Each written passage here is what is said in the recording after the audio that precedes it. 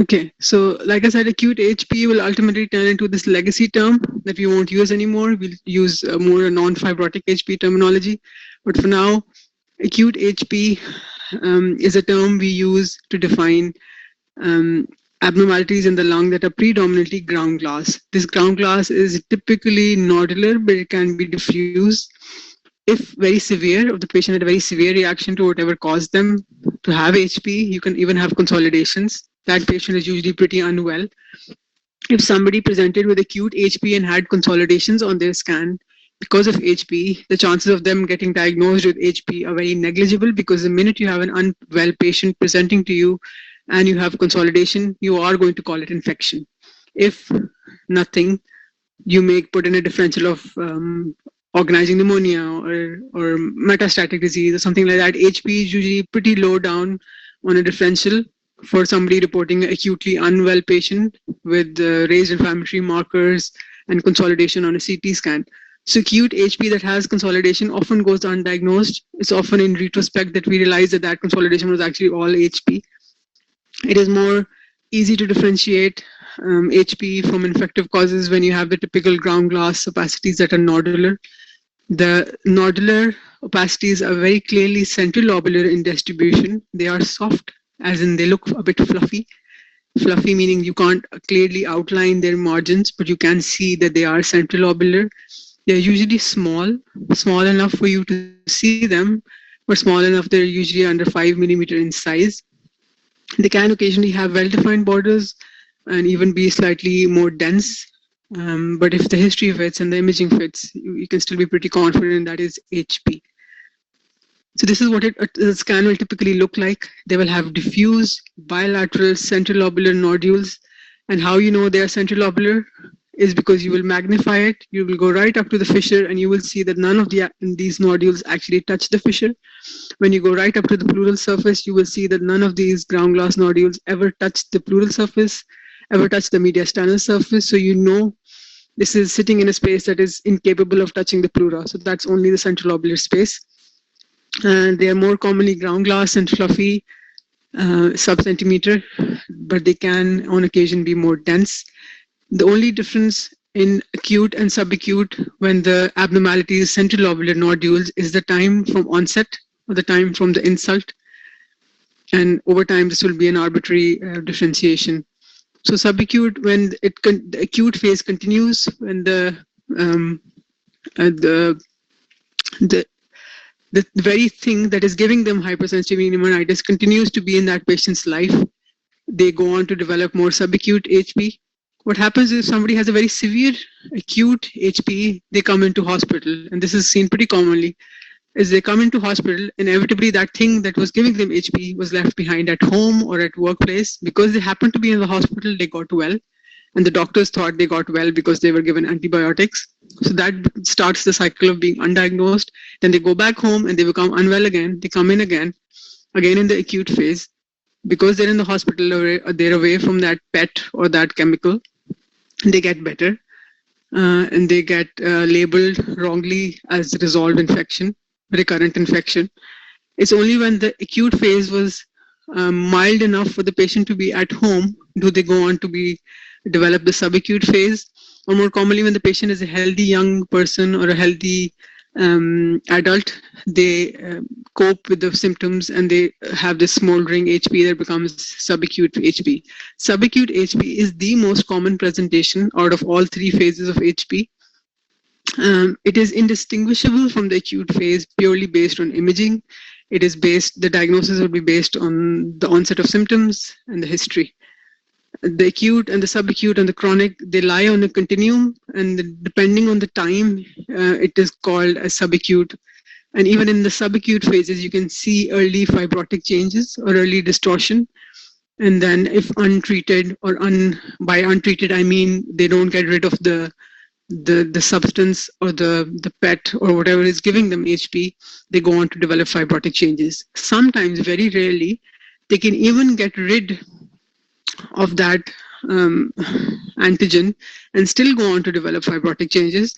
This is technically not supposed to happen, and some people say that this happens is because you actually labeled them wrong. You didn't never actually found out what was giving them HP, so they could have HP because of multiple things.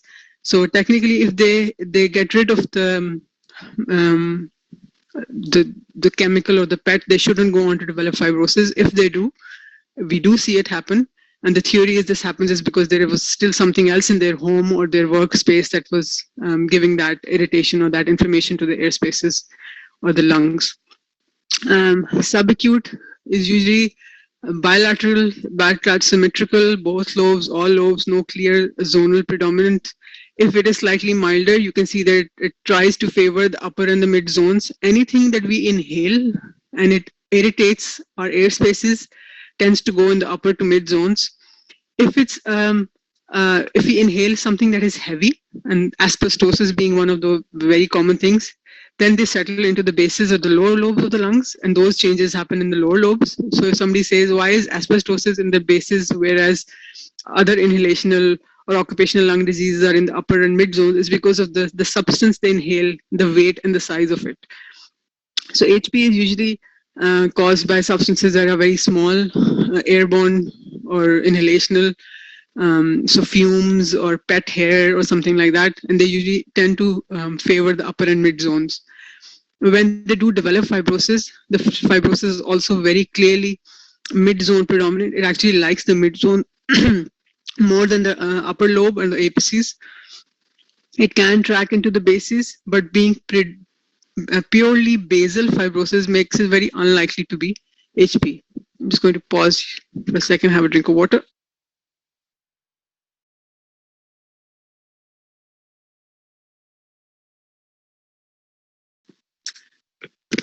So this one, when you can see that this patient does have ground glass or central lobular nodules, but you can also see that they started to get that architectural distortion. The bronchi have started to dilate. They turn this squiggly, irregular, beaded appearance. So that means that the lung around it is getting a bit fibrosed, a bit distorted, a bit abnormal. Technically, at this phase, this could still be reversible. If they heal completely, that could go back to a normal diameter of the bronchus, or this can be the first signs of the patient developing chronic HP. So this is worth mentioning on the scan that there is clear evidence that this is still a subacute disease. Because why is that? Because you see subacute HP, you want to see ground glass central lobular nodules. The presence of central lobular nodules implies active disease, and by active I mean acute and subacute. So because somebody can have chronic HP, and that doesn't mean that the patient needs treatment, especially if they're asymptomatic or the imaging has been stable for the last 5 years, so they don't really need treatment. They shouldn't, it might be an incidental finding on a scan. But when you see that central lobular nodularity, you know that this is active disease. And that's a question you will frequently get asked by the respiratory physician. When you report that scan, they might pick up the phone and call you and say, actually, I was wondering, does the patient have active disease? And what they mean, or what they're implying is there central lobular nodularity? Chronic HP being the last phase or the last bit in the continuum or the end stage of the HP being chronic means fibrosis. Fibrosis by definition implies irreversible, but you can have fibrotic features in subacute that may be reversible. Chronic HP favors the upper and mid zones. That favoring means that the reticulation or the architectural distortion favors mid zones. But the main sign that you want to see in HP is air trapping, and that air trapping is usually more clearly seen at the lung bases. So the lung bases can be abnormal in the sense that they show very clearly mosaic attenuation. And if you do an expiratory scan, it becomes more prominent. So you know it's air trapping. That can be more prominent at the bases, but the fibrosis itself has to be more prominent in the mid zones.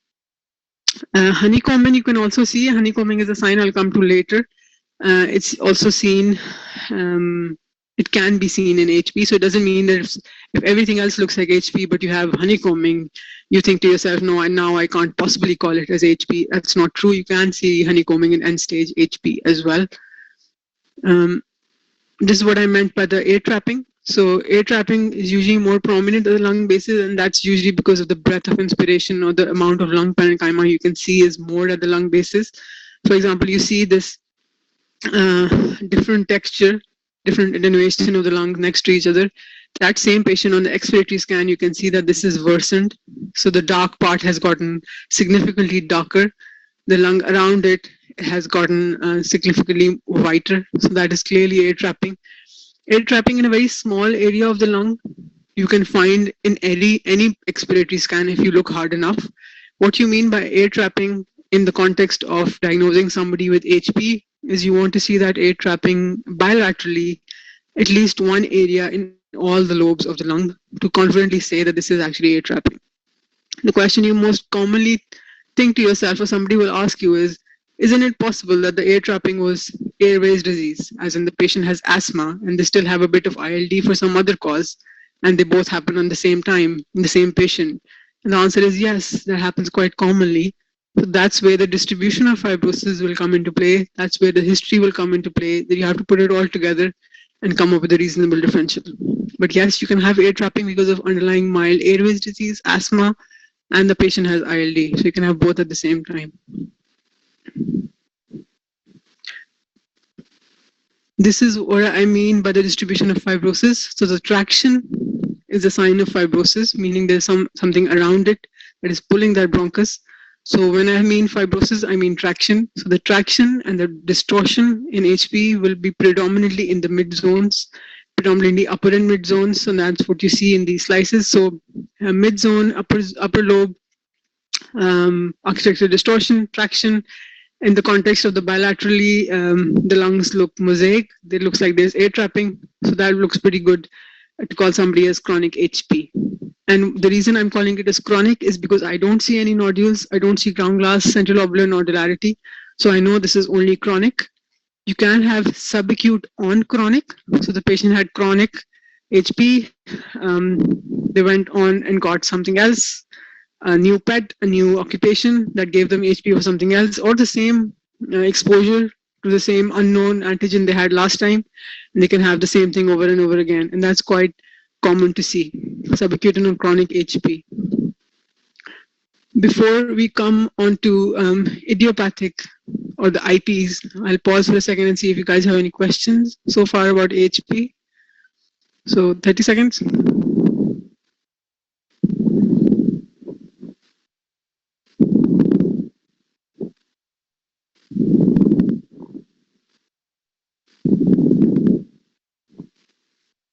Can asthma patients develop HP? They can. Can HP patients develop asthma? They can. Will you be able to tell them apart on the scan? No.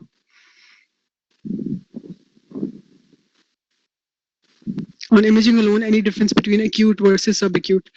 If it's the patient is well enough to be ambulatory, as in the patient isn't on the ITU, or isn't really unwell, and no, there is no way of differentiating acute versus subacute. The only way you can differentiate acute versus subacute is when the patient had consolidation as well. So they were so advanced or so severe a disease, they had nodularity as well as consolidation.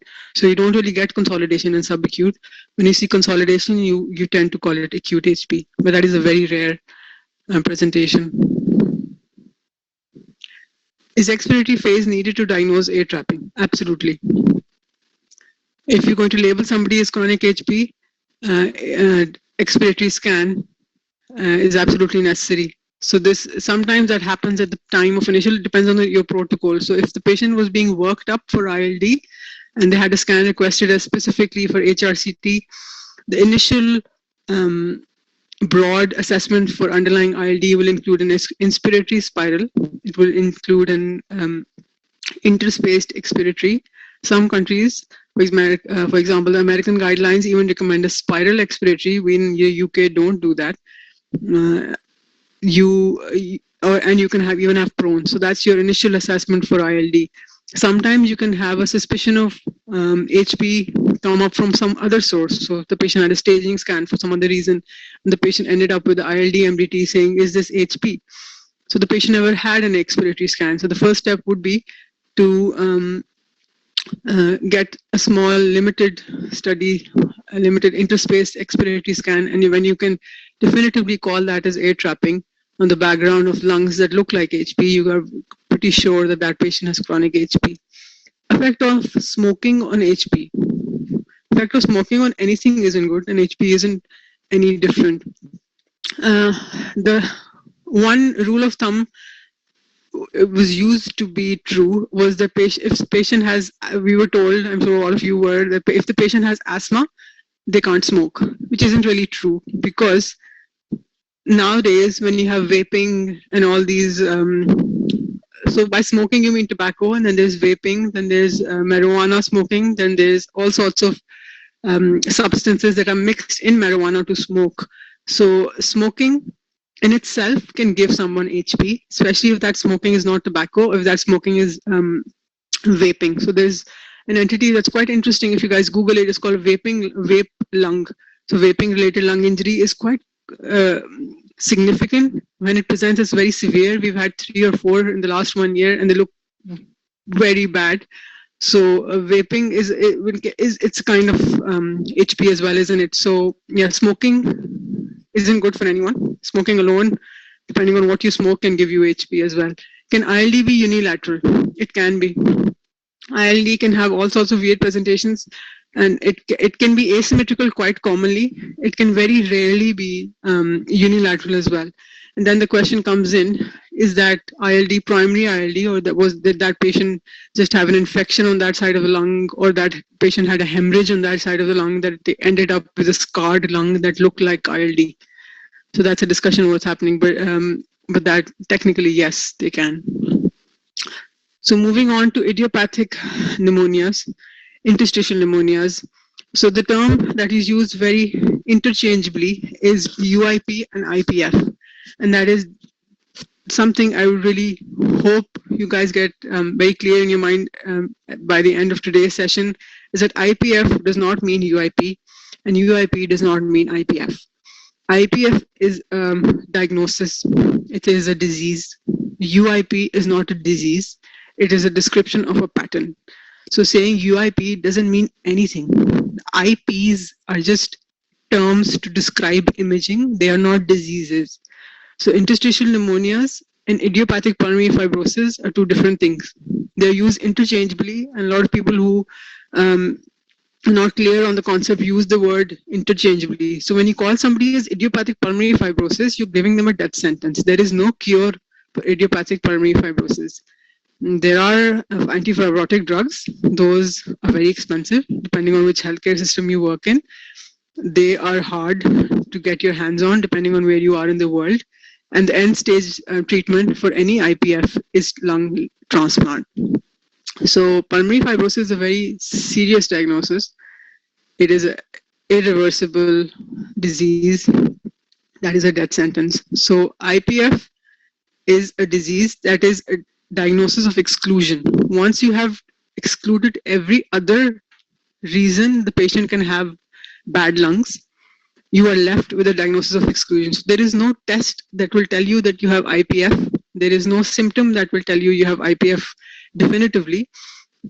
Lung biopsy can, but that is not a route we want to take commonly, because somebody with diseased lungs is also at a higher risk for complication from lung biopsy. So it's reserved for very specific questions. So just to repeat, IPF and UIP doesn't mean the same thing. The IPs, the UIP, the LIP, the DIP, NSIP, all the IPs are descriptive terms of what you see on imaging. Those patterns can be seen in many diseases, and that pattern, when you describe it, implies a certain differential diagnosis. It doesn't mean a specific disease. So that's the point that I hope should be really clear in your mind. The diagnostic process in somebody who has suspected ILD or diffuse pulmonary lung disease is you want to know whether that patient has IPF. That's the end point of any ILD discussion. When the patient has a scan and that scan is abnormal, the radiologist will describe the scan, come up with a pattern that they think fits that scan appearance, and that pattern will then open up a few differential diagnoses. For example, if I say this patient has this patient has da-da-da on the scan, and I think this is NSIP. So NSIP is not a disease. The respiratory physician and I will discuss the scan in ILD MDT. They will say are you fairly confident that you think NSIP is the best fit? And I will say yes.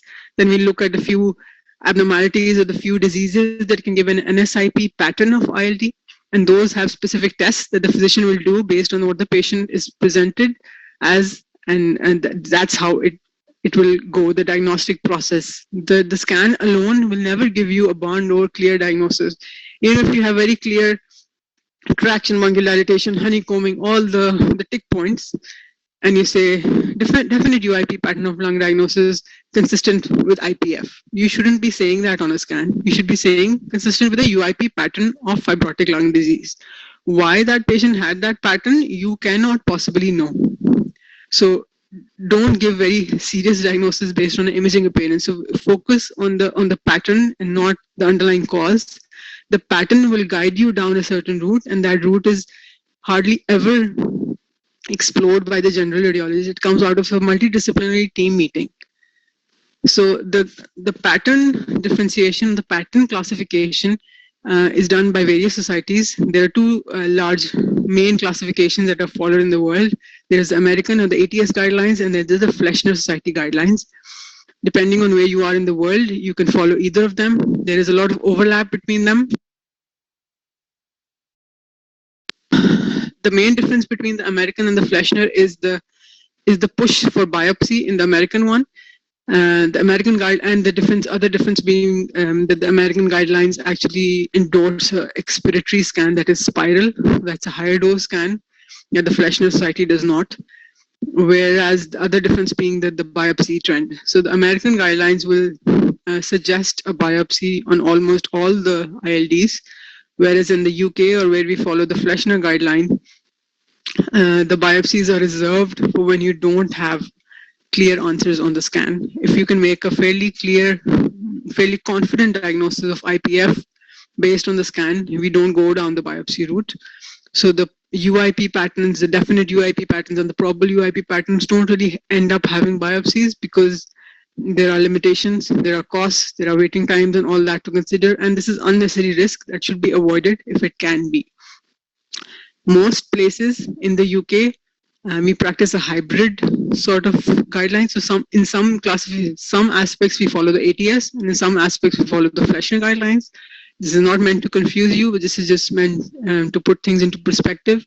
The only thing that would be important for you at your stage is to understand the main four categories that you want to put a scan into. So once you've made a diagnosis, there's definitely ILD. You want to then go down these four routes. Can I put it into any of these four boxes? And how you can put into any of these four boxes is we'll go through that in the next few minutes. The definite and probable UIP patterns are almost identical. There is only one difference between the two patterns, and that is honeycombing. We'll come to that in a bit. But these four categories are present in ATS and they're present in the Fleshner. So they're fairly similar in that sense. Definite UIP, probable UIP, both basal predominant, both subpleural. The main thing to consider for these two, definite and probable, is that you don't see any other predominant abnormality other than reticulation. So too many lines in the lung is the main problem. There is, or there can be, a bit of ground glass, but that ground glass change will always be considerably less in the degree of reticulation. So the main predominant abnormality is too many lines, reticulation, that happens to be peripheral, and it absolutely needs to be basal predominant. It can be anywhere in the lung, but it has to be worse at the base of the lungs. And by base, I mean lower half of the lungs, not back, posterior part of the lungs. If there is any feature on the CT, in addition to this, that is inconsistent with UIP, that means if there is too much air trapping, there are too many consolidations, there is pneumothorax, there's too many cystic changes, there is significant emphysema, any of that feature, in addition to those features that we want to see in UIP, would prevent that scan to be put in these two boxes. The distribution can be a bit abnormal, it can be heterogeneous, it can be asymmetrical. Very rarely, it can be unilateral, very rarely, and I mean once in 5 years, rarely. And the main difference between definite and probable UIP is presence or absence of honeycombing. You can have everything that looks like probable UIP, but there's still ground glass, but there's slightly more than you would want to see. So you want to call it probable UIP, but you're not really 100% sure. There's some ground glass that makes you a bit uneasy. There's some features that you can't really put here or there. Anything that eventually will end up being probable UIP, but today, right now on the scan, is indeterminate for UIP, gets called indeterminate for UIP. And why that is important is you don't want to label somebody as probable UIP, because when you put down somebody down that route, you close down other avenues. So keeping them in the indeterminate for UIP pattern box makes the referrer or the clinician think outside the box. So they will still look for other diagnoses that may be reversible, for example, like sarcoidosis or lymphoma or scleroderma, SLE, connective tissue diseases, drug-induced, anything that makes you slightly uneasy. You should towards indeterminate for UIP rather than push it down probable UIP. When there is clearly abnormalities on it that make you think of alternative diagnosis, the alternative diagnosis we'll come to after this. For example, organizing pneumonia. For example, hypersensitivity pneumonitis. For example, dense calcified pleural plaques that make you think of asbestosis. For example, a patient that is known to have connective tissue disease, patient has RA, they have a dilated esophagus, they have joint erosions like you can see on the scan. So that's when you think of alternative diagnosis. So you will describe the features and you will describe the additional features and put in some additional possible differential diagnosis rather than calling it UIP or probable UIP. So how would you approach a scan that shows abnormalities? So first you will see whether there is interstitial abnormality or whether there is interstitial lung disease. Lung disease means a disease process that needs a workup. Abnormality can be a transient change, it can be an insignificant change, it can be incidental finding, post-inflammatory focal area of change. So ILA and ILD are not the same thing. ILA gives you a bit more luxury in describing an abnormality and dismissing it. ILD triggers the whole cascade of refer to respiratory, refer to ILD, MDT, and all that. So once you are sure there is reticulation, significant enough for me not to be able to dismiss it, you then want to look for fibrosis. And how you look for fibrosis is you look for traction bronchial dilatation.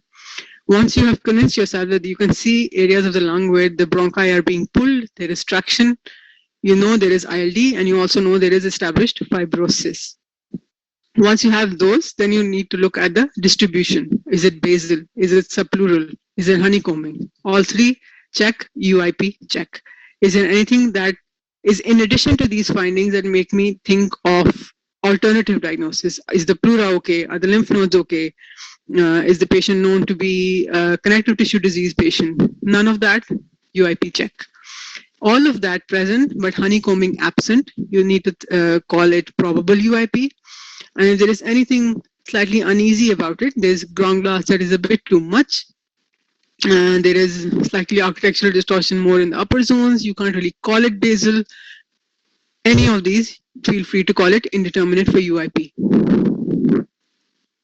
So I'll put this slide up and then ask you guys, do you think there is ILD? And if so, in which three of these do you think there is ILD? So 30 seconds starting now.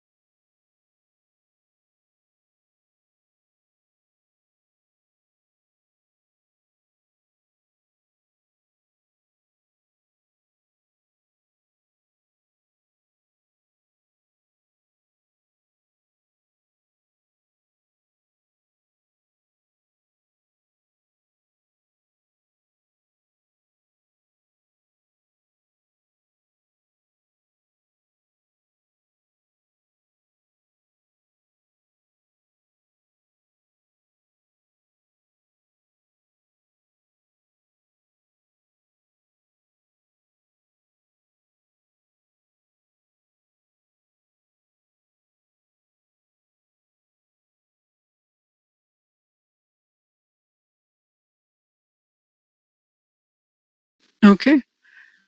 Okay, let's go through what you guys have said. So Shima has said A has effusions, absolutely right. So the patient in A has bilateral pleural effusions. Then they have this septal thickening at the lung bases. So what do you think that is? That would be fluid overload. So that wouldn't be ILD. B has consolidation, absolutely right.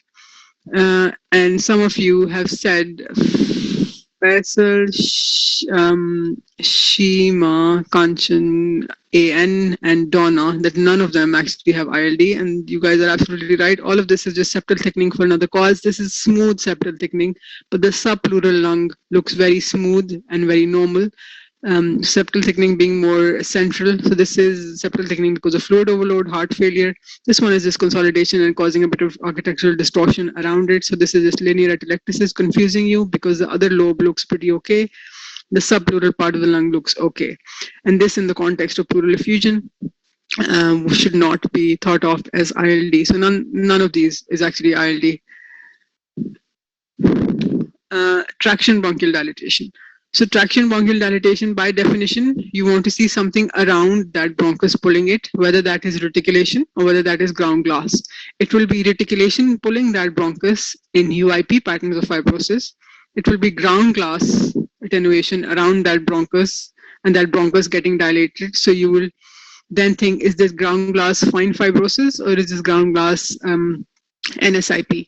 So NSIP historically was used to be classified as cellular NSIP and fibrotic NSIP, but nowadays we just focus on calling it NSIP rather than trying to focus too much on which type of NSIP it is. So I dilated bronchus. The lung around it is completely normal. It's primary bronchiectasis. A dilated bronchus, the lung around it is abnormal. It's traction bronchial dilatation. If that abnormality is traction, that is a UIP pattern. When that area around it is ground glass, you start thinking of NSIP.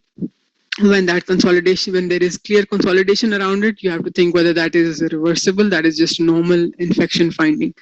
And I'm sure all of you will appreciate that in C, you have this consolidation and you can see bronchi through it. So this is just air bronchogram. This is not traction bronchial dilatation. You see bronchi more clearly when they're in the middle of a white area like consolidation. So they're more striking or more appreciable, but that doesn't mean that they're dilated. In B, the bronchi are the typical squiggly, irregular, worm-like, and the lung around it is very coarsely reticular. So there's coarse reticulation, subpleural predominantly, with dilated bronchi reaching up to the pleural surface. So that's traction bronchial dilatation. The first one is very subtle. That's why I put it in. But if you focus closely, there is traction bronchial dilatation. There's a thin bronchus going all the way up. It is irregular, it is non-tapering, and the lung around it is coarsely reticular. So all three, the first two is traction bronchial dilatation, and the third is just common consolidation with a bit of air bronchograms. The other thing to think about ILD is not to overcall it. If the patient is a 92-year-old with no other symptoms, presented with the KCT-KUB, and you can see the base of the lungs don't look perfect, don't go ahead and call it ILD. There is something called age-related change or age-related ILD. With age, our lungs get stiffer, less elastic, so they can look a bit abnormal on imaging. It is forgivable up to a certain stage. And beyond a certain age, you have to think pragmatically whether is there any benefit in overcalling or pushing this patient down a diagnostic route for very mild early changes, or can I dismiss this as age-related changes? For example, in this one, if you look, if this was your first scan and you saw this subpleural change, and this patient happened to be a 95-year-old, I would urge you to err on the side of undercalling it and just describing it and saying maybe attributed to patient age. If this was a 60-year-old and you had these lungs, you shouldn't be calling it as age-related change, because that would then, in the context of age and especially symptoms, make you think of, is this early ILD? And the only test in reality is follow-up. So when you see these patients followed up, if they actually had no symptom at that point, it would be not unreasonable to recommend a 1-year follow-up. So if they came back in 1 year and they ended up with a scan like that, you know they clearly have ILD and it is progressing. If this was the initial scan, you would be way more confident calling this ILD. But on the first one, depending on the age, the patient presentation, that your report would be tailored according to that. But if you do look closely, you do see a bit of traction there as well. This is a very medial part of the lung, especially near the lung bases, is where we have degenerative changes in the spine. So you can have dense, prominent osteophytes sitting there. So you can have focal fibrosis next to degenerative changes of the spine, and that's not ILD. That is just the lung reacting to a foreign body. So the osteophyte is pressing into the lung, and the lung around it kind of reacts to it. So that's not ILD. You can describe it if it's very prominent, but you can say that's focal fibrosis related to degenerative changes of the spine. Does not need any further workup because that will almost certainly be asymptomatic. The other thing ILD can mimic as is dependent change. So if you look, especially in the acute inpatient setting, unwell patient, a heavy patient who's been lying in bed for a long time because they're unwell for some other cause, if you CT them, it's very common to see dependent change. So dependent change by definition should be dependent, and with time and the number of scans you report and the number of years of experience you have, you get pretty confident calling it as dependent change, and most of the time we don't even notice it anymore. When that dependent change shows up on a scan that was done to look for ILD, then you look a bit more closely, then you start noticing everything more closely, then you start confusing yourself. So if that was your scan for ILD investigation and you saw this change, if you can see and convince yourself that this change is only in the dependent parts of the lung, whether that is fine reticulation or whether that is subtle ground glass, it will be dependent change. When that change starts creeping up laterally around the lung in more interior areas is when you should start getting uncomfortable by dismissing it. And especially when you can see the bronchi getting dilated in it or around it, you then start to think whether this is a bit more than I would dismiss it. The first step would be to recommend a prone scan, because on a prone scan, this should improve or resolve, and that would tell you whether this is a dependent change or ILD. But it's certainly worth asking yourself that question when you see the changes. If you see changes, look for them anteriorly and laterally. If you can't find anything to yourself, is this all just dependent change? Am I overcalling ILD? So what is honeycombing? Honeycombing is a sign that is associated with end-stage lung fibrosis. It's just end fibrosis, the end of the air spaces, architectural distortion progresses and progresses, and then the normal tissue through distortion ends up with end-stage cyst formation. This cyst doesn't need to be stacking. They don't need to be on top of each other. Even one cyst can be honeycombing, but your confidence in being able to diagnose it as honeycombing should be very low when it's just one cyst you see. So that's why we ideally recommend that when you see a cyst sitting right up to the pleural surface, can you convince yourself this is just a cyst, or are you sure this isn't a bronchus that is seen out of pain? So the lower half of the bronchus is in another slice, and you can see the top end or the end of the bronchus sitting on the pleural surface, and it looks like a cyst, but just an end-on bronchus. When you see them stacking up to each other, 2, 3, then you can be sure this can't be a bronchus. And that's why traditionally we want to see 2 or 3 cysts stacking up before we call it honeycombing. The honeycombing doesn't need to be on the lateral part of the lung. It can be paramediastinal, it can be next to the fissural pleura. It can also be right in the middle of the lung, because it will look like in the middle of the lung, but it's actually the base of the lung. So on the basal slices, you can see honeycombing right in the middle. But if you look at sagittal, this is actually the lower surface of the subpleural surface. Honeycombing means end-stage fibrotic lung disease. It does not mean IPF. It means definite UIP. You can have definite UIP pattern with IPF and many other diseases as well. It's not really helpful, but it's certainly worth pointing out that you can see honeycombing in non-UIP pattern as well. For example, NSIP and HP can also show honeycombing, but that should be certainly not be the predominant factor. So I'll pause here and make sure you guys understand so far. If you have any questions, put them in the chat. Give you 20, 30 seconds.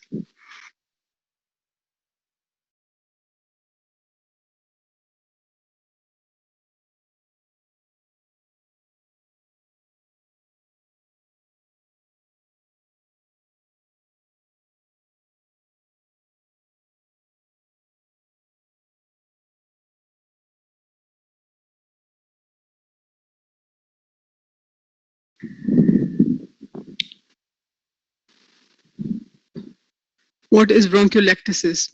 Broncholectasis is that end airway dilating all the way up to the pleural surface.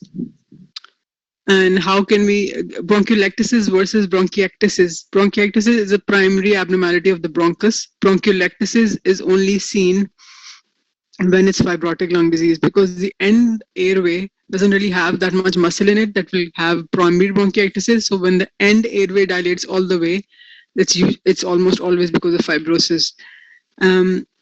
One small cyst with reticulation can be called UIP? Absolutely not.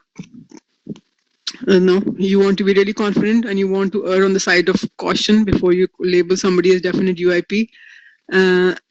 If you have one cyst with reticulation, that's not indeterminate for UIP, that's probable UIP.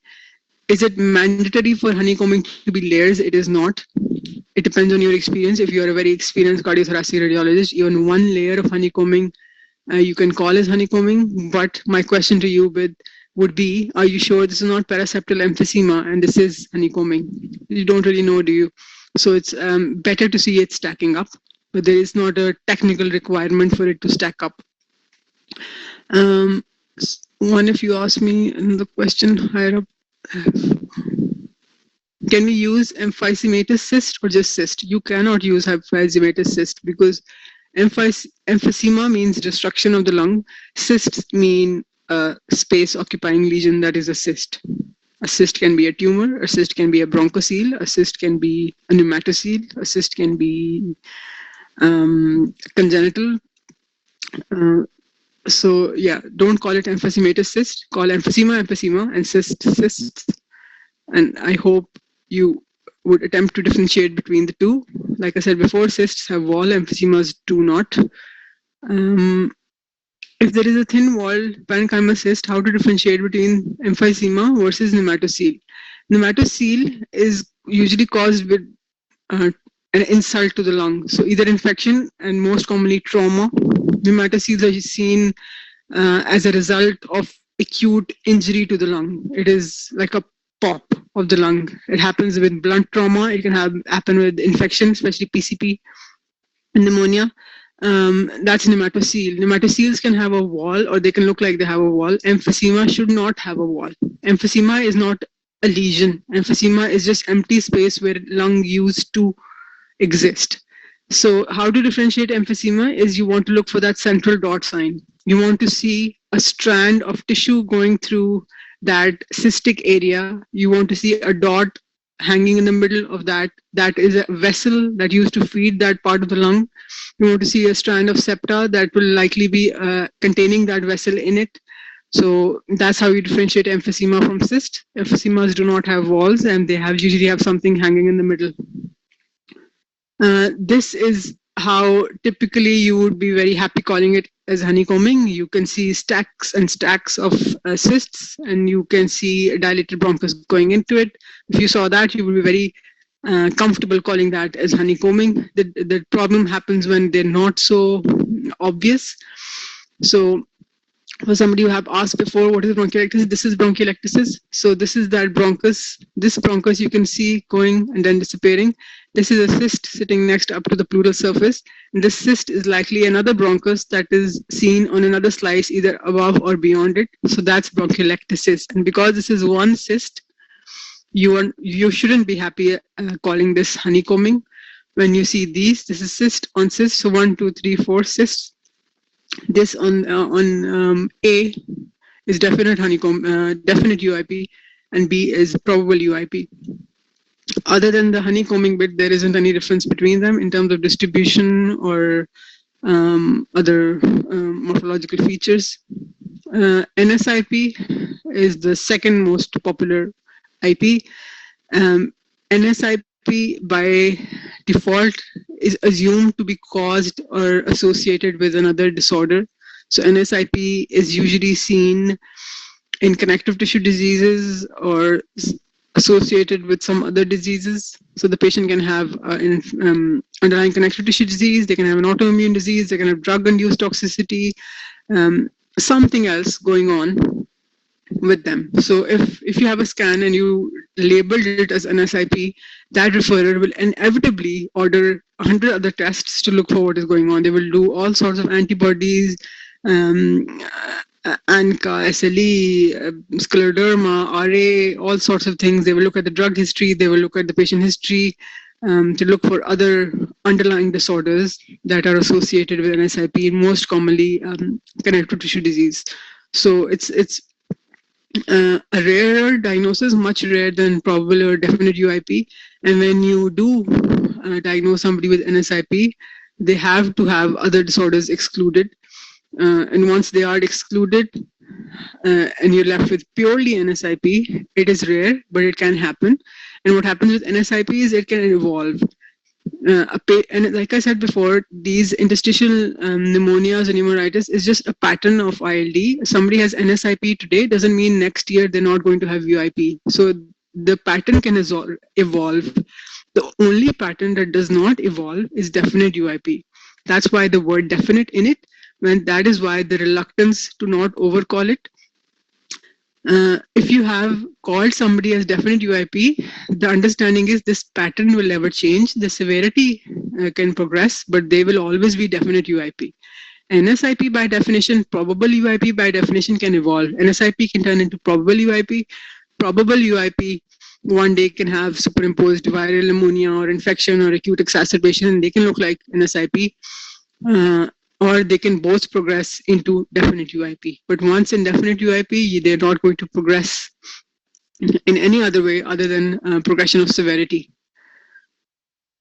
This scan, give it a go. I would like you guys to define what the abnormality is and give it a pattern, and we'll go from there. 30 seconds, starting now.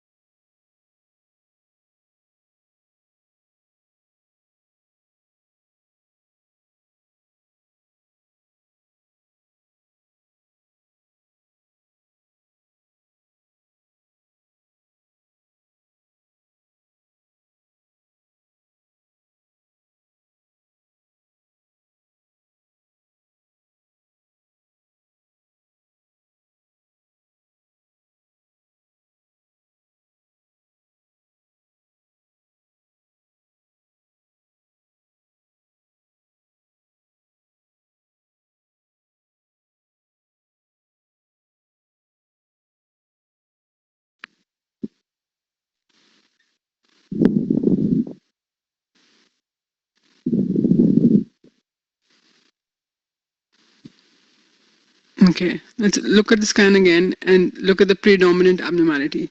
The predominant abnormality on the scan is ground glass, not reticulation. So you can see ground glass on both sides. It is clearly more on the right side. The ground glass has a bit of texture to it. So I think some of you may be confused by the texture and then calling that reticulation. But if you look at the periphery, those lines are actually just dilated bronchi, and the predominant abnormality more centrally and anteriorly is ground glass. That ground glass is clearly causing traction because the bronchi are very significantly dilated within that ground glass compared to outside it. So bilateral abnormality, the predominant abnormality being ground glass. That ground glass is clearly causing traction, bronchial dilatation. Why you know this is traction and not primary bronchiectasis is because outside that ground glass there is no dilatation. So can this be an acute finding that is reversible? Yes. But if I told you this looked like this, a little similar to this, but this has progressed over the last 6 months, then you would certainly think, is this ILD? Is this predominantly ground glass with traction? So the best fit would be NSIP. Can this progress into probable UIP or change into probable UIP and ultimately end up with the probable definite UIP pattern? Of course it can. But right now, on this scan, this is an NSIP pattern of disease. The other pattern you guys need to think about when you see bilateral abnormalities in multiple lobes is organizing pneumonia. So organizing pneumonia can be an entity in itself when it is called cryptogenic organizing pneumonia, or it can be organizing pneumonia due to another cause. Organizing pneumonia is also a pattern of distribution of abnormality on the CT. It is not a disease. The disease is cryptogenic organizing pneumonia, and that means it is organizing pneumonia without any cause. and that is a diagnosis of exclusion. Most recently, the disease we all reported plenty of, unfortunately, was COVID, and organizing pneumonia was one of the patterns very clearly seen and associated with even COVID. So a lot of infections, a lot of drug reactions, a lot of drugs, pharmaceutical drugs, recreational drugs can look like organizing pneumonia. And that organizing pneumonia is not cryptogenic organizing pneumonia. It is organizing pneumonia appearance of an infection or an inflammation. When you have no other cause for that organizing pneumonia, you end up excluding them. You end up with cryptogenic organizing pneumonia. This used to be called BOOP. Now it's called COP, or organizing pneumonia. The feature you want to see especially in an exam scenario, you want to see fluctuating consolidation. So today they presented like this. They would improve, and they won't improve in antibiotics. They would improve with steroids. 6 months from now, they presented the same way, but this time the areas we saw previously had gotten better. They had new areas in new locations. So fluctuating consolidation or fluctuating ground glass. Bilateral can be any lobe, any distribution. Distribution as in within the lungs, top to bottom, can be organizing pneumonia. The pattern of organizing pneumonia is bronchocentric or subpleural. And when you see it bilaterally and extensive, it becomes more easy to diagnose it. When you see it subtle, for example, here, you might not think of organizing pneumonia. The thing about organizing pneumonia, cryptogenic organizing pneumonia, is an ILD. So when you have diagnosed or excluded other causes, and you're left with a scan that looks like this at the top, you have no choice but to call it cryptogenic organizing pneumonia. If these patients respond very well to steroids, but they can't be on steroids forever. So they get medium to long-term steroids, then they are tapered off, they can recur or relapse. So it's a constant struggle to find that balance. Some do really well, never have another flare again. That's not to say they're not going to have another flare in 10 years' time. Completely cryptogenic, nobody knows why it happens, but that's what it looks like. It looks like subpleural consolidation. It looks like bronchocentric consolidation. It can be consolidation, or it can be ground glass, or it can be both. This can resolve completely, or it can resolve with a bit of scarring. And by scarring, I mean a bit of architectural distortion in the areas that consolidation used to be, or they can end up with a progressive fibrotic ILD. So that scarring will keep progressing, keep pulling the lung around it, keep distorting the lung around it, and they will end up with chronic OP, or chronic organizing pneumonia, and that's a fibrotic lung disease, which unfortunately has no cure. That's the evolution of it. That's the acute presentation of it. You can have pleural effusions, but that's usually a reactive pleural effusion. It can confuse you a bit because you start thinking down the infection line when you see pleural effusion. But you see bilateral subpleural bronchocentric consolidation with air bronchograms that over time, weeks to months, will start evolving into distortion. So you start seeing that irregular pulling of the bronchi. You see the irregular squiggly margins. That can be reversible. But weeks to months, when that consolidation completely goes away and you're left with that distortion alone, that would be scarring. If that keeps evolving or the patient is symptomatic and it keeps progressing, that is fibrotic OP. Rarely you can see a purely bronchogenic pattern of OP. This is very rare and is usually seen in drug-induced or chemotherapy-induced diseases, or opportunistic infections can sometimes mimic this, but it's purely bronchocentric. So along the bronchi, the inflammation sits. It looks very pretty on a scan. It's a very striking appearance. It's also very rare to see this appearance because when you, in real life, more commonly, when you have this, you have subpleural consolidation as well. This is a very specific pattern of OP, rarer, but obviously becomes more easier to diagnose because you can't really call this infection or anything else, can you? So DAD or DAD, depending on where you are in the world, is diffuse alveolar damage.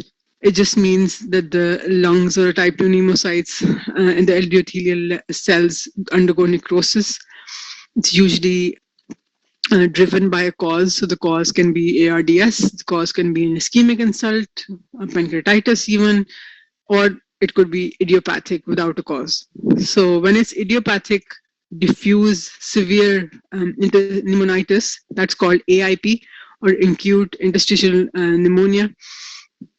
Diffuse alveolar damage is a term used to describe severe bilateral abnormalities. You can't really tell whether this is interstitium or the lung space, the airways, or it's also severe. You can't really differentiate anything at all. It can be described as diffuse alveolar damage. It is a term I would discourage you using, and it's usually reserved for ITU sort of patients when the changes are so advanced that you're, it's like a spectrum of when you don't know whether this is ARDS or this is diffuse alveolar damage, whether there's a bit of hemorrhage in the middle, whether they had vasculitis or that caused a cascade of events. It's a descriptive term. It has an acute exudative phase. If the patient survives it, it's hard to survive it, but in modern medicine, the ventilator supports young patients, healthy, fit patients can recover from it. And if they do recover from it, sometimes the recovery can be very remarkable. Then the reparative phase starts. The repairing phase of it is actually more damaging to the lung because it's causing distortion and fibrosis and pulling and almost permanent damage during that repair. So that repair will, the kind of repair the lung goes through will determine what they will end up as an end stage deficit in terms of lung function. So it's the most common presentation of diffuse alveolar damage is drug induced. And by drug induced, I don't mean recreational drugs, I mean chemotherapy drugs. Immunotherapy drugs can cause that. When you stop the drug, the patient improves. What happens is sometimes these chemotherapy drugs are used in connective tissue diseases, and patients with connective tissue diseases can have abnormal lungs, and the drugs they give them for those connective tissue diseases can give you those lungs. So it gets really hard to differentiate it. And usually it's a mechanism of looking at when they started a drug and trying to hold the drug for a few weeks or months and see how the patient did. But it can be confusing. Again, diffuse alveolar damage can look like diffuse ground glass, patchy, tending towards consolidation. It can be basal or it can be everywhere. Just to point out that when you see diffuse ground glass and you see traction in the middle of it that looks so uniform, you can't really call that diffuse alveolar damage. So the word you should be thinking of if you saw that scan is NSIP, because you don't really see distortion. You see almost radiating dilated bronchi sitting in diffuse ground glass lung. So this is actually fibrotic NSIP. This pattern I put in there because this is a pattern of diffuse alveolar hemorrhage and not diffuse alveolar damage. Both happen usually at the same time, but when it's purely hemorrhage, the patient obviously is coughing up buckets of blood, and that pattern is very typical for diffuse alveolar hemorrhage rather than damage. Coming to CT ILD, I'll pause here because I know this is getting confusing. So I'll pause and make sure you guys don't have any questions before I move on. 30 seconds for questions, please.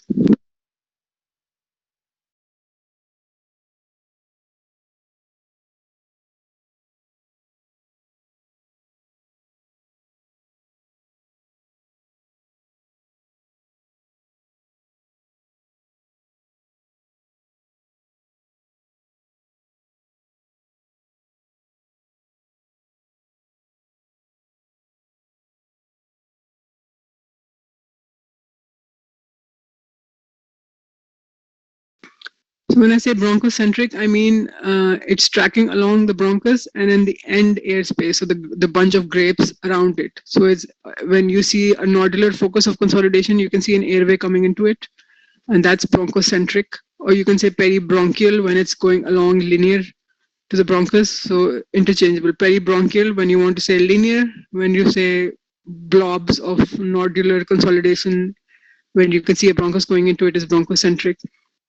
Can OP be diagnosed on the first scan, or do we need follow-up scans? You can diagnose it on the first scan. When it's OP and it's clearly OP, it's very nice to look at. And when you've seen it, you can, if you're confident, go ahead and call it. Like I said, it's you're describing the lung appearance. You're not really calling it COP. I think your question is, can COP be diagnosed on the first scan?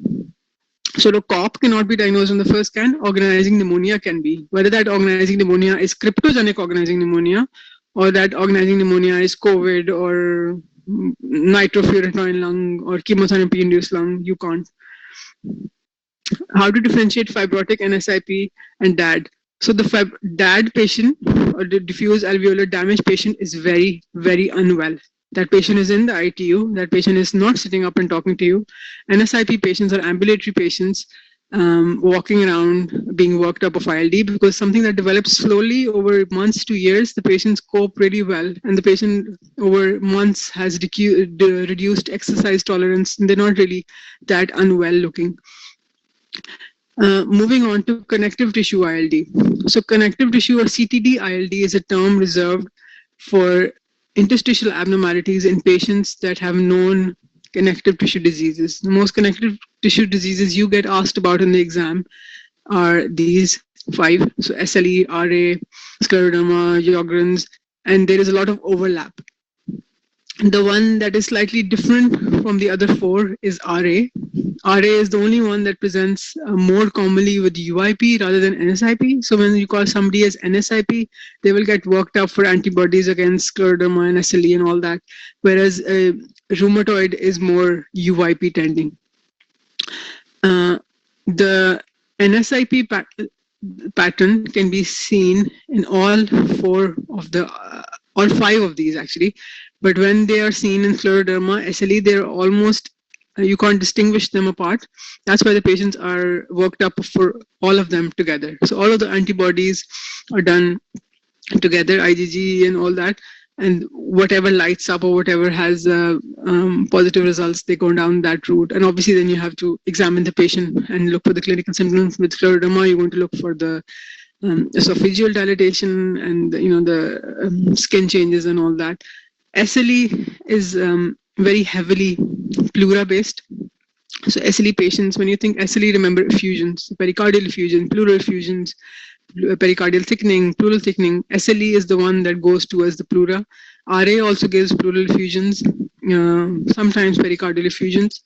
These are the ones that you need to think of, especially for exam point of view. The connective tissue diseases that like the membranes, so pericardial, pleural.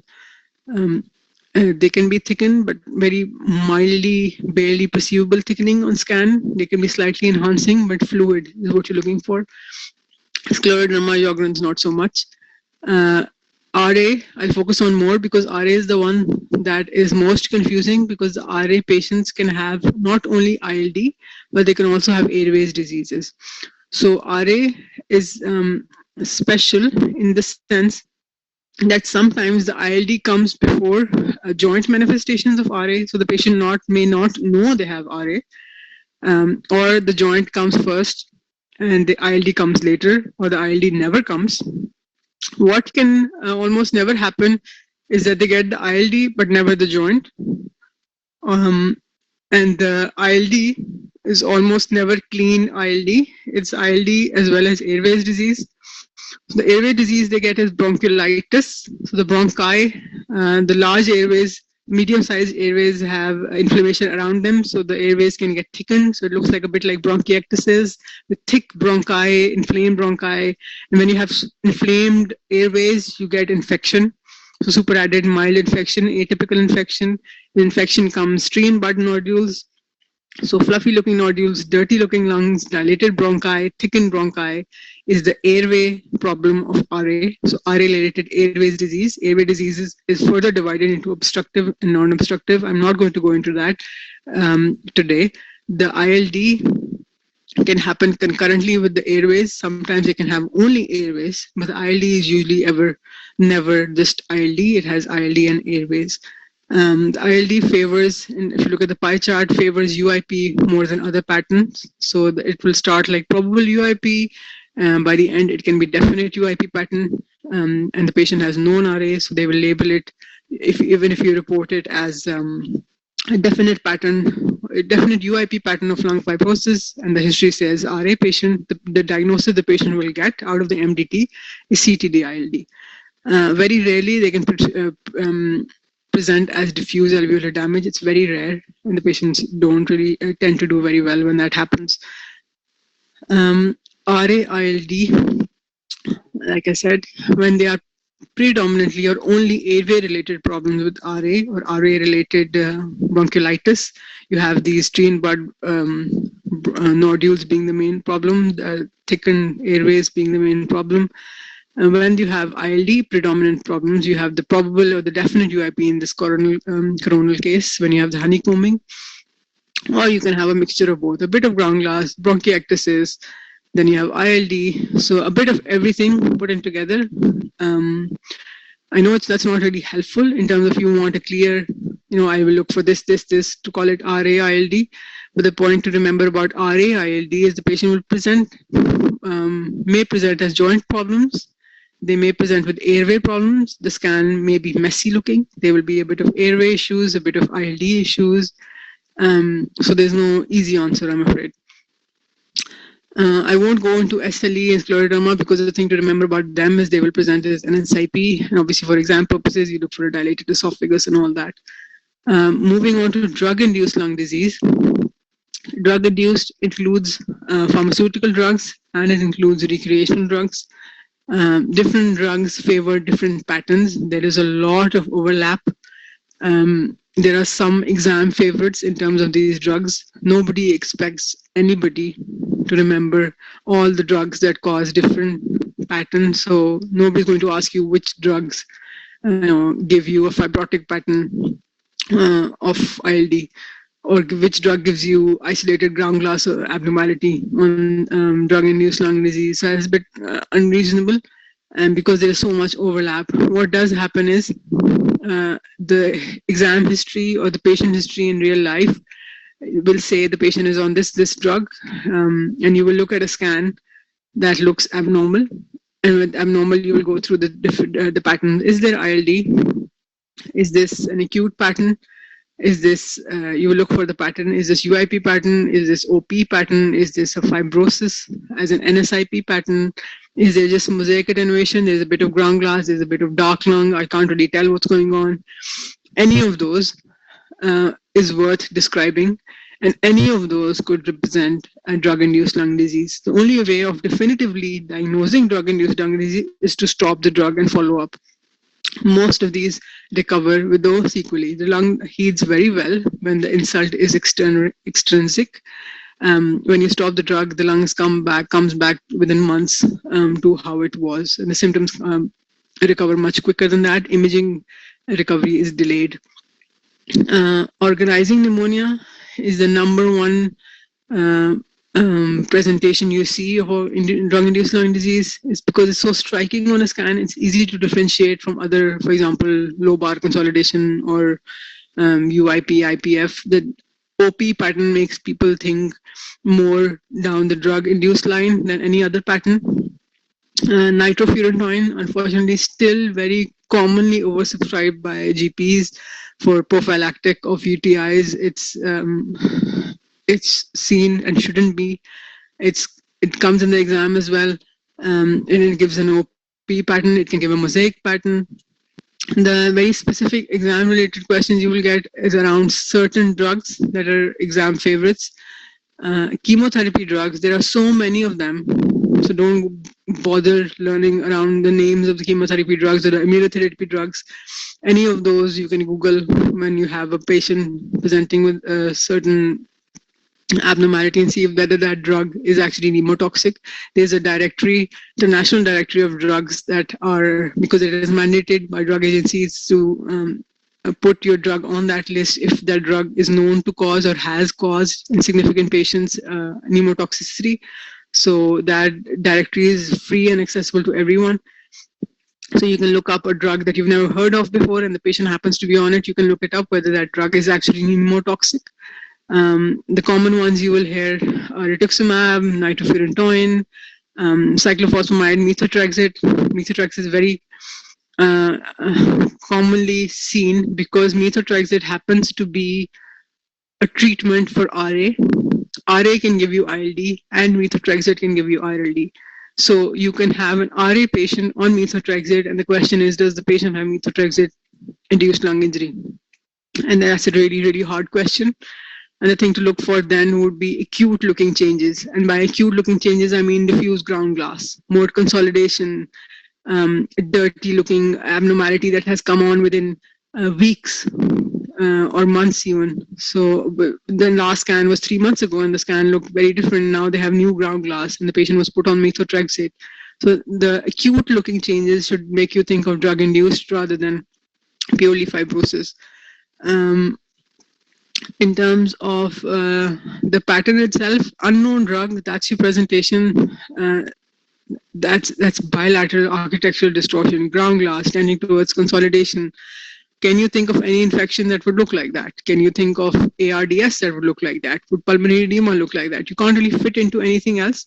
And bizarre looking, interesting looking patterns that are bilateral, quite significant, involving all the lobes, should make you think of drug-induced lung disease.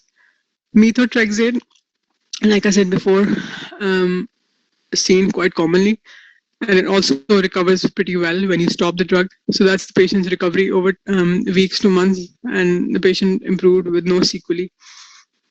Cyclophosphamide, a chemotoxic chemotherapy drug, can give pneumonitis, can give you ILD, can give you drug-induced lung disease. All these terms you can use interchangeably because you're describing an acute or subacute abnormality. You can describe the scan as there are bilateral changes with architectural distortion, ground glass, areas tending towards consolidation in the right lower lobe. That should make you think of either atypical infection, so whether that patient has maybe COVID or any viral pneumonia that was really bad and the patient is immunocompromised, they look like that, or it should make you think of drug-induced pneumonitis. And over time, the lung, as it's getting put through that insult, will constantly be trying to heal itself. So it will start developing architectural distortion within days. So you can have acute inflammation and you can have distortion on the same scan. And over time, the acute inflammation, if the drug is stopped, will go away. And architectural distortion will take a bit longer to resolve and may never resolve completely. Imiodarone, exam favorite because they want you to look at the liver density and notice that it's a heart medication that can give you ILD. There's no specific pattern that you see of it for the lung. The feature that makes you clinch the diagnosis is the liver attenuation. And believe it or not, it's pretty fairly commonly seen in real life as well. Cocaine is also pneumotoxic.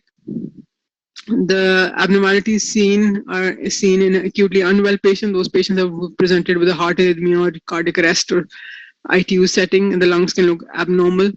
The problem that happens with cocaine lung is because the patient lost consciousness and they had a cardiac arrest because they were on cocaine. That's how they came to the hospital. If the question is, while that patient was collapsed, did he aspirate?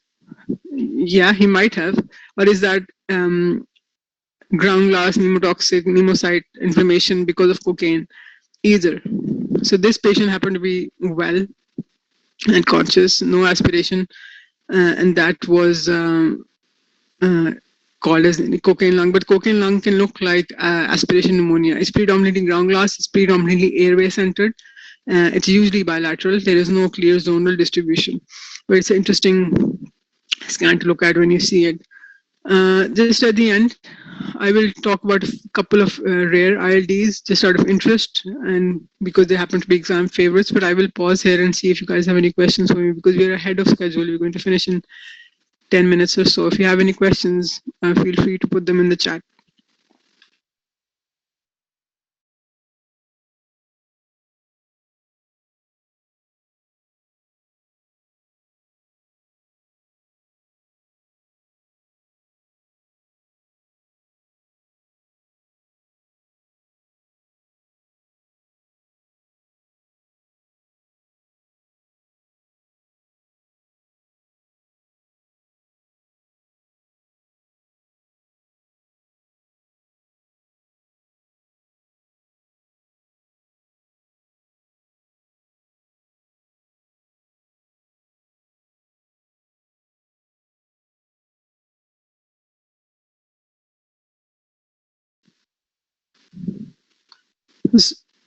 The thing I would say to Shima is a lot of people find it confusing, and it's completely reasonable to find it confusing.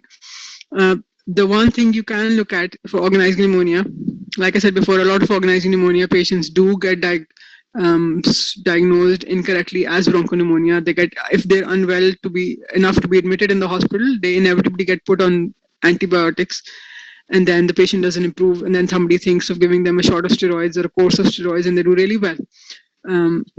And that's how the timeline happens fairly commonly. The organizing pneumonia, if you see the distinct pattern of bronchocentric and clear subpleural patches of consolidation, bronchopneumonia shouldn't really give you that. Bronchopneumonia can have patches that are more central and the patches that are more peripheral. There can be a bit of ground glass around it. Whereas organizing pneumonia is more artistic looking, is one way of explaining it. Is hypersensitivity pneumonitis the same as external allergic alveolitis? Yes, it's the same disease, two different names. Is there any time gap to diagnose OP rather than infective pneumonia? No, you don't need. You can have organizing pneumonia today and be diagnosed with it. There is no time frame you need to wait. What is that entity with central dot sign with thick wall? Central dot of air with thick wall? Don't really understand the question. What is the entity with central dot of air with thick wall? Don't understand the question. Sorry. If you can explain it a bit better, I may be able to answer that question. From a complete new starter, how do you tell the difference between atelectasis and reticulation? Reticulation are smaller lines, multiple lines sitting around the pleural space. Atelectasis is a band, a thin band, a long line that will cross multiple pulmonary lobules, whereas reticulation is a small, very small line. Different, and they should be multiple. You can't have one little strand of reticulation. It'll be a diffuse abnormality, multiple lines, subpleural, thin, straight. Can ground glass haze be superimposed on honeycombing? No. And I would like you to be able to tell me why that is. Because honeycombing is dead lung. It is non-existent lung. So if there is nothing there, there is nothing to get infused with ground glass abnormality. There's nothing to fill. If there is a cyst that is filled with anything, it will be an emphysematous cyst, or it will be a cavity in the lung that has got an infective and an air fluid level. Maybe that's what you mean, but honeycombing shouldn't have anything imposed on it. If mosaic perfusion, where expiratory scans shows air trapping, can we give differential of pulmonary versus small airways disease? If you have expiratory scan that shows you air trapping, that gave you a definitive diagnosis of air trapping and airways disease, you can then kick pulmonary vascular abnormalities out of the window and give only airways disease. Because vascular abnormality will not give you air trapping, whereas airway abnormality will. Okay. Moving on, last bit is the unusual ILDs. These are the ILDs you will see more commonly in larger tertiary care centers, and you will see them in transplant centers. You will see them in exam setting very commonly. LAM, LCH, and there's a new kid on the block called GL-ILD. LAM is lymphangioliomyomatosis. It is actually a tumor that is a proliferation of the LAM cells in the lung, kidney, and the lymphatics. People think it is only genetic, but it is actually more sporadic than it is inherited. There are guidelines to diagnose somebody with lymphangioliomyomatosis. There are guidelines called from the Japanese Society and the American Society from 2017. Because if you see features of LAM on CT, you ideally want two other features from the ones listed below. So you want to see the tuberous sclerosis complex, or you want to see renal angiomyolipoma, chylothorax, before you can label somebody with LAM. LAM is a progressive disease. It is a disease with no cure, the only cure being transplant. It is not an indolent disease. So when these patients you can't really call somebody LAM and then expect them to do okay. They will inevitably progress if they were actually LAM, and they will end up with end-stage disease when all of the lung parenchyma will get replaced with cysts. and there will be nothing to irrigate the lung, and the transplant will be the only thing left. Patients, usually young females and non-smokers, the abnormality is diffuse, as in there is no zonal predominance in terms of next to pleura, away from pleura, which lobe, which position. It can be anywhere in the lung. They are cysts. So as an entity of a cyst, they require to have a wall. These walls can be thin enough that you can't see them. For example, if this was the scan you had, and you were doing busy on call with 80 scans during the night, and this was a scan, you would dismiss it in less than 5 seconds and call it emphysema and not look back. And that is how these patients do get go undiagnosed, only when it is so advanced and prominent and bilateral, and the underlying lungs happen to be very healthy that you can see the cyst wall. Do they get picked up? And when they have cysts, the cysts are the only abnormality in the lung. So LAM patients don't have anything else. It's a normal lung with cysts, no reticulation, no ILD, nothing. In otherwise a young, healthy adult. When it's pretty advanced, they can present with complications. So the complication they will have is one of those cysts will pop. They will have a pneumothorax, or they can present with the chylothorax, because those LAM cells can also proliferate in the lymphatic channels in the chest. So they can present with recurrent chylothoraces. The other disease to think of is LCH, Langerhans, cell histiocytosis. The understanding now, and this has evolved over the last few years, is that LCH is just within the spectrum of smoking-related lung disease. So smoking-related lung disease can have anything from just emphysema to just a bit of central lobular upper zone nodules, to both, to diffuse bilateral ground glass, so a DIP sort of pattern. And over time, they can have cysts. So these cysts that these smokers develop are inflammatory cysts. So because of that, they are ill-defined, like almost starry, spiculate-looking small cysts bilaterally. And over time, these cysts cavitate and turn into these nodules cavitate and turn into cysts. To clinch the diagnosis of LCH, you want follow-up scans, and you want to be able to find the cyst that on the previous scan was a nodule. So you can be sure that this is the nodule that cavitated and became a cyst. And if you see multiple nodules turning into cyst, you are very confident in labeling it LCH. For exam point of view, they will be in a smoker. The extreme lung bases will be preserved. They have thin wall cysts. They can be slightly thickened, but they can be, because they're in a smoker's lung, it's a messy looking lung. They can look thickened. They can have a confluence of cysts, or they can be bizarre shapes, but rarely do they exceed more than 5 to 10 millimeter.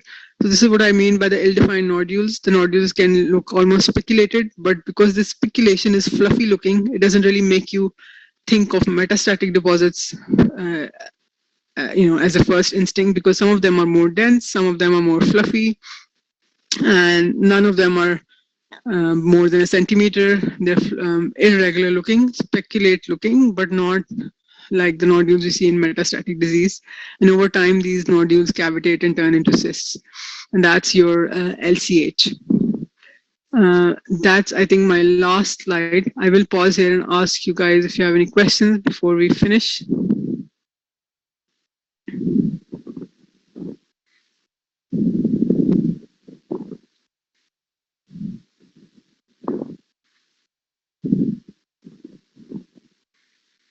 Pulmonary nodules coalescing to form a patchy area of consolidation. It indicates benign etiology. It indicates granulomatous inflammation. So sarcoidosis can look like that. TB can look like that. Rarely, even unfortunately, metastatic disease can look like that. But the word coalescing nodules is used for TB and sarcoidosis. Is reticulation same as interlobular lobular septal thickening? The process is the same. Reticulation just means lines perpendicular along the pleural surface, but it's the same pathology that looks like that. GL-ILD is a new group of ILD that's seen in patients who have combined immunodeficiency syndrome. So patients, I don't know if you guys There's a very famous movie, I've forgotten the name. Kids who have very SCID, so severe immunocompromised immunodeficiency, that almost they call bubble babies. So they have to stay inside and always be protected, and they have all sorts of immunodeficiencies, Ig cells and all that, lymphocytic, neutropenic, all that. So this is ILD that is associated with those patients. It is very, very rare. It looks like a bronchocentric, nodular looking, basal predominant. It looks like atypical infection. So these patients keep getting worked up for mycobacterium infection. So the airway is inflamed, and that is actually an ILD, and that is GL ILD. Does no history of smoking exclude LCH? No history of smoking excludes LCH in male or female.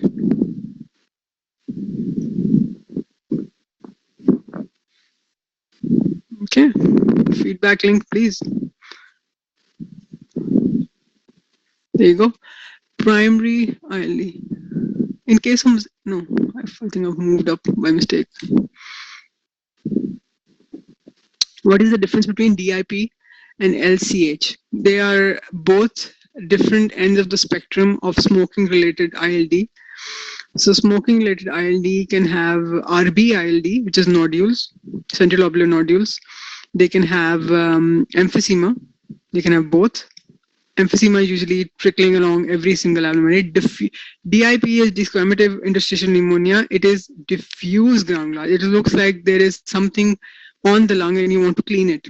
It's a diffuse, like almost like a veil coming over the lung on both sides. And that is the extreme last presentation of smoking. The very heavy smokers, chronic smokers will have lungs like that, and the only treatment is stopping smoking cessation, basically.